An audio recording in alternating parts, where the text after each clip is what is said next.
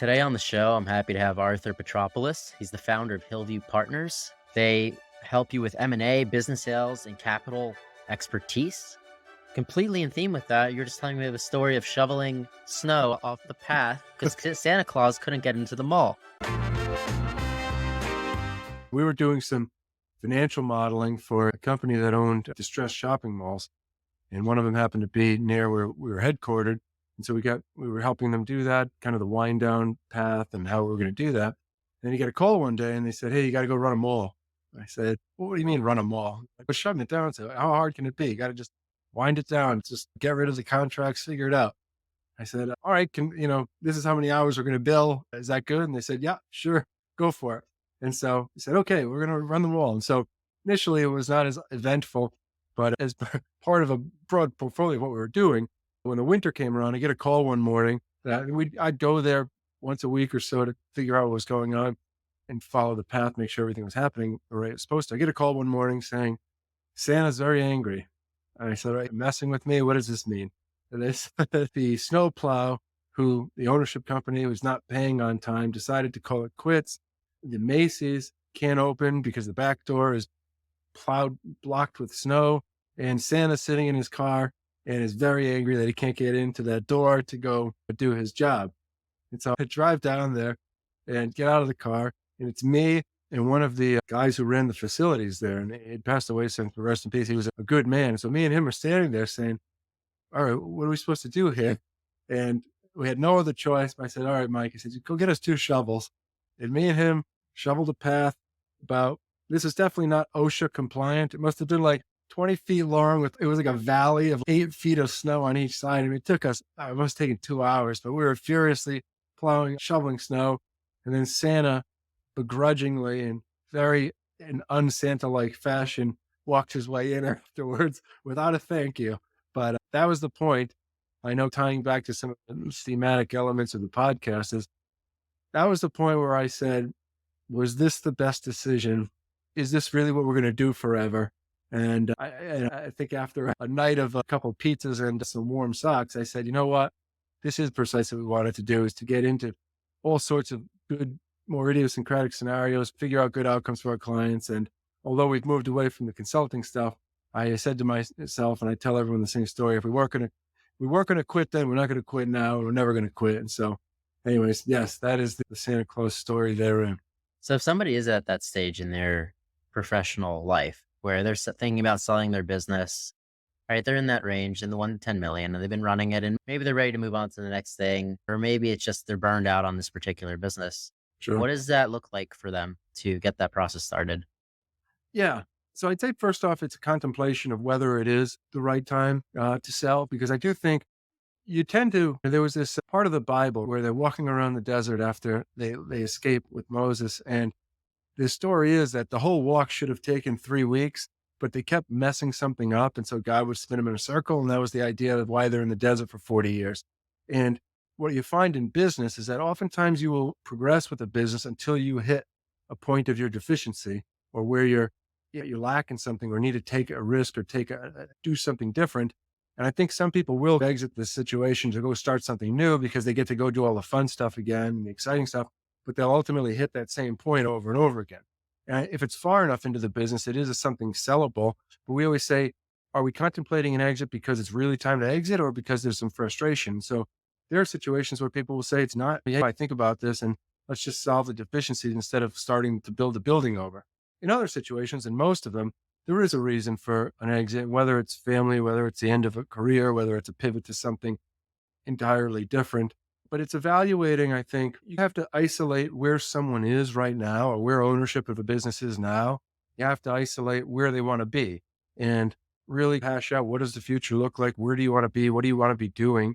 And then I think the process or the service we provide is getting from island A to island B. But whenever someone has these thoughts, we always want to have a chat with them and say, yeah, I guess I used to have this saying that if I wanted to buy something in the morning when I woke up and I had a lot of energy, and it was property, a car, whatever, a watch, I'd say, I'm only going to buy it when I'm most exhausted at the end of the week on a Friday night.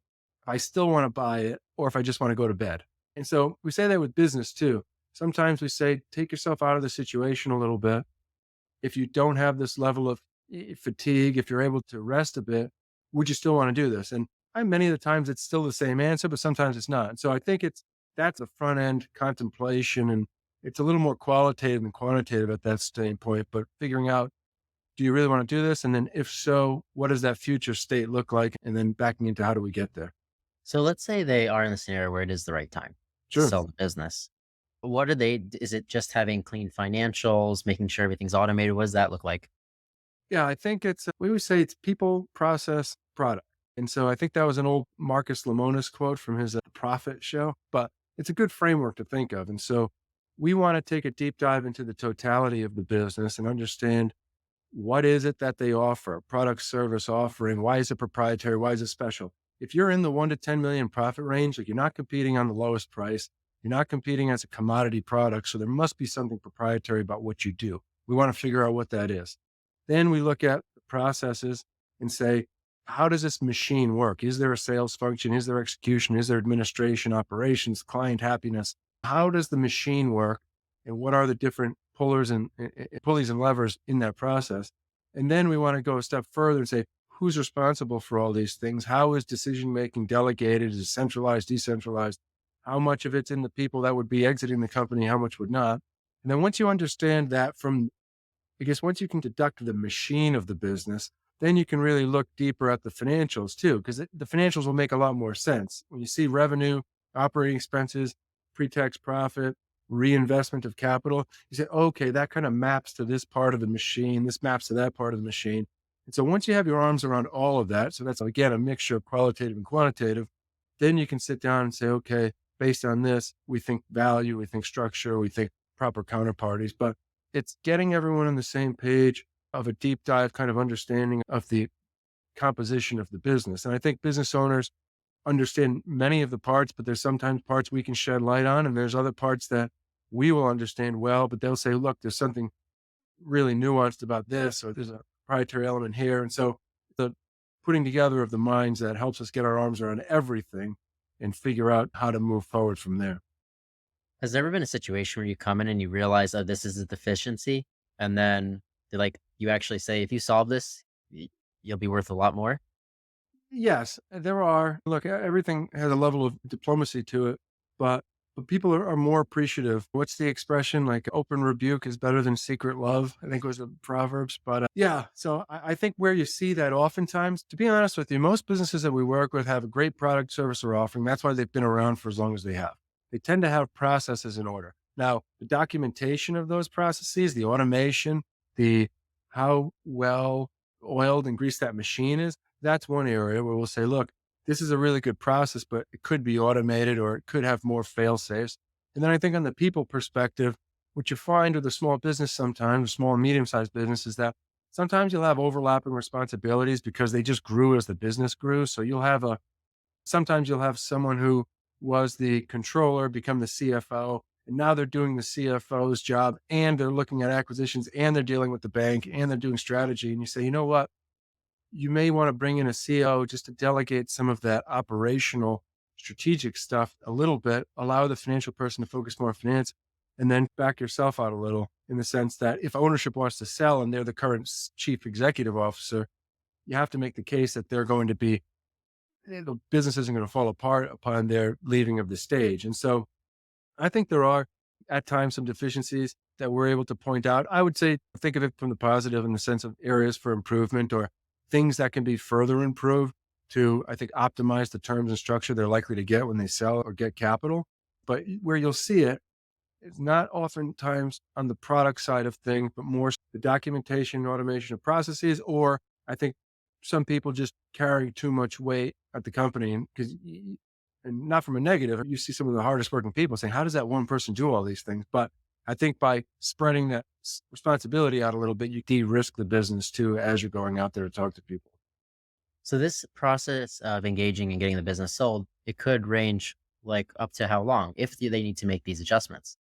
Yeah, sure. Most of the adjustments are nearer term things. It tends to be hiring one or two people if the need be. It tends to be more documentation of processes than just rerouting them or some sort of automation. But that stuff can be implemented in real time as the process is beginning or a month or two beforehand.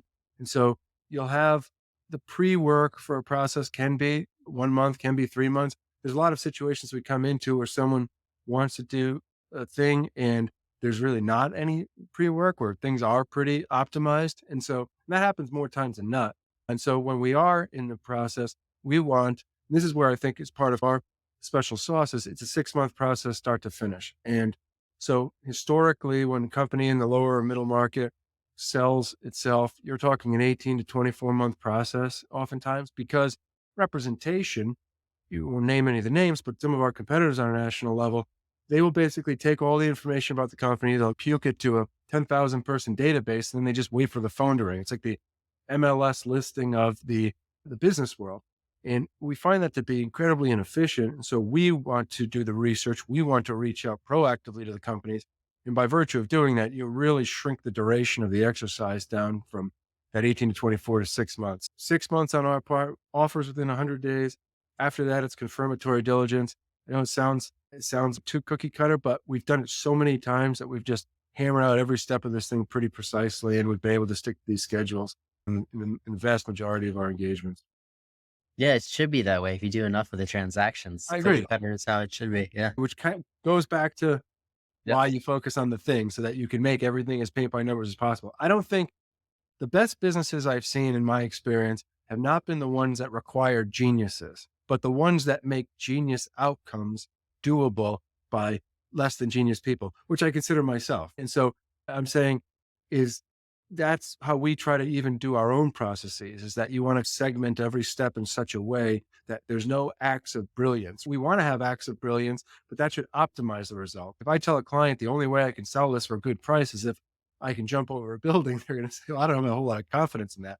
But if the process is going to work anyways, and then we're able to put even that much more effort into it, the results go from good to, I think, elite. So what has the business evolved to today? Yeah, so we do two things now. We help companies sell themselves, we help companies secure capital. The consulting was always stuff ancillary to that. So if a company said, hey, I need to prepare for years before selling, or I need to run some analysis, now we will do consulting as it pertains to a specific transaction. So if someone says, I want to sell my company within 3 months and I need to get some things in order, that'll still be part of it. But I think just the pure consulting that does not have a transaction component to it, that we've shied away from. And so we've stuck in, not because we didn't like it, but I think one, you get pulled into some quirky situations, but two, I do think building a business, you have to take a slightly different approach if you're building a transactional focused business versus if you're building a consulting firm.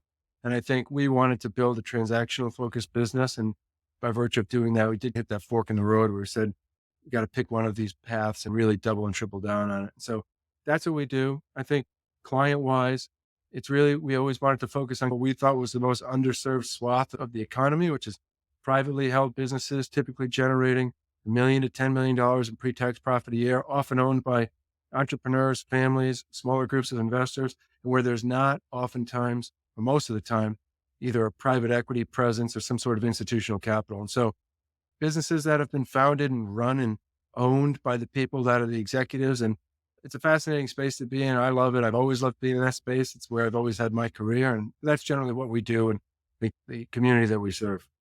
So when you started focusing on that versus the consulting, did your business start growing faster? Yeah, I think anytime the business will evolve until it hits a constraint point of some sort.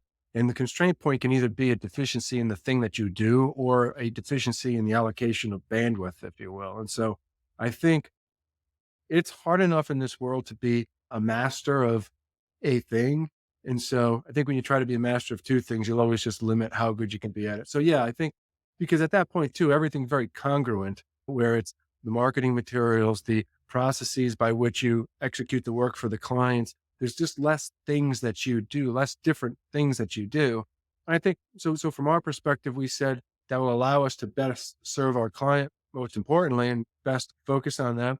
And at the same time, when we think of our own business as growing enterprise value, I think it has to make sense that you do a certain amount of things, you do them very well, you do it repeated. I think with the consulting stuff was a little too varied to have any kind of critical mass. And so it didn't have from our perspective, unless we really wanted to double and triple down on the consulting side, it wasn't getting the compounding effect that you want in business. If we just sell companies and fire people capital, then every engagement is selling a company. Then when their company is sold, they tell their friends who have companies that they want to sell. And so it compounds. If the consulting work was, we helped a company clean up financial statements for a distressed unit of their business, unless you wanted to go sell that very slice of service, it was not going to compound for just broad consulting. So, hey, but that was the experience. And I think, yeah, to answer your question, we had seen a lot of growth by virtue of that kind of focus, I think.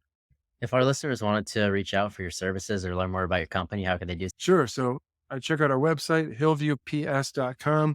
They reach out to me on LinkedIn's kind of the preferred platform for guys like me who wear tweed suits, and Arthur Petropoulos at Hillview Partners on LinkedIn. We also have a YouTube channel that we just put out videos twice a week on LinkedIn, and we will port those over to YouTube.